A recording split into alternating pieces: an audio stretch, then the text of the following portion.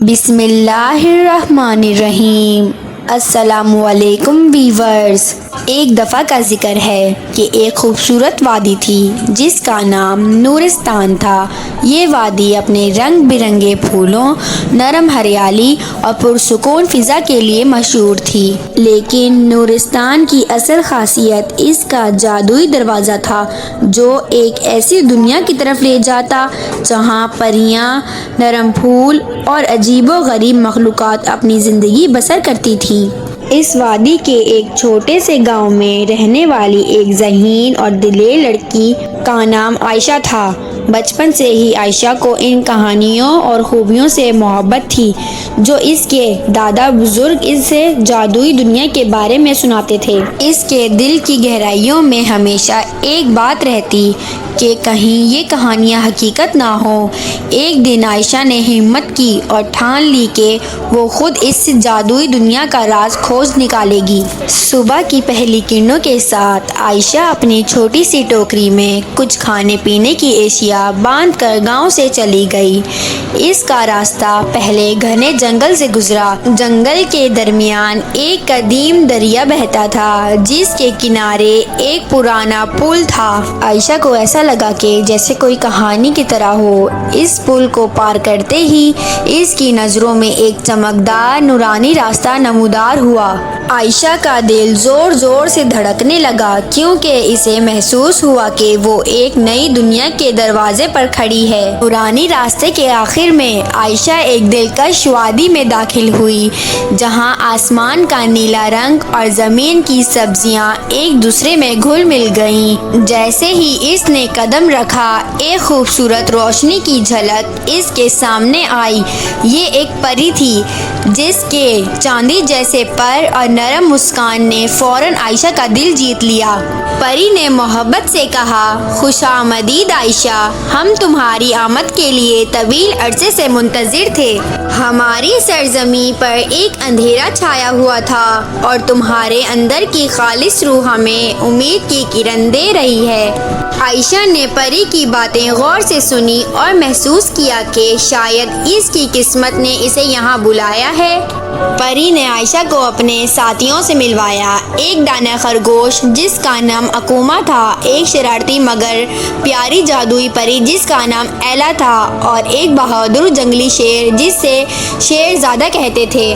ان سب نے عائشہ کو بتایا کہ ان کی جادوئی دنیا میں ایک تاریک قوت نے قدم جما رکھے ہیں جو محبت اور امید کو ختم کر رہی ہے۔ عائشہ اور اس کے نئے ساتھیوں نے فیصلہ کیا کہ وہ مل کر اس تاریخ کا خاتمہ کریں گے۔ ان کا پہلا مقصد تھا جادوئی درخت تک پہنچنا جس کی شاخوں سے ہر لمحہ قدرتی جادو نکلتا تھا، مگر راستہ آسان نہ تھا۔ انہیں گہرے جنگلات، پہاڑ اور پر اسرار مخلوقات کا سامنا کرنا پڑا۔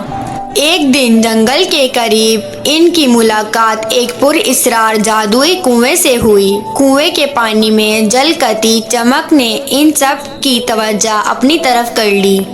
عائشہ نے کنویں کے پانی میں غور کیا تو اس نے اپنے اندر کی آواز سنی جس نے اسے بتایا کہ اس تاریخ کی جڑ اس جنگل کے دل میں کہیں پوشیدہ ہے۔ کنویں نے مزید کہا کہ اس رازدانی کو کھولنے کے لیے ایک خاص کنجی کی ضرورت ہے جو صرف دل کی خلوص اور ایمان رکھنے والے کو مل سکتی ہے۔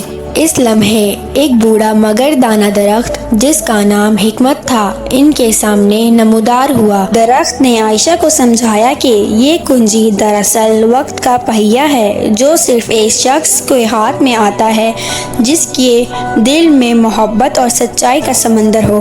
عائشہ نے اپنے دل کی گہرائیوں سے سچائی کا امتحان دیا اور درخت نے اس کی خلوص کو پہچان کر اسے یہ قیمتی کنجی دے دی۔ عائشہ اور اس کے ساتھ تھی۔ قلعے کے اندر داخل ہوئے اندھیری راہوں میں ہر قدم پر ظلم کے جادوئی مخلوقات اور پیچیدہ راز ان کا امتحان لے رہے تھے، مگر عائشہ نے ہمت نہ ہاری۔ اس نے یاد رکھا کہ محبت اور ایمان کی روشنی ہر تاریکی کو چیر سکتی ہے۔ پری لال نے اپنی جادوئی قوت سے دشمنوں کو دور رکھا، جبکہ شیر شہزادے نے اپنی طاقت سے ان کا مقابلہ کیا۔ آخر کار وہ ظلم کے بڑے کمرے میں پہنچے، جہاں اسے شیطانی جادوگر نے اپنی مکمل طاقت سے حملہ کیا۔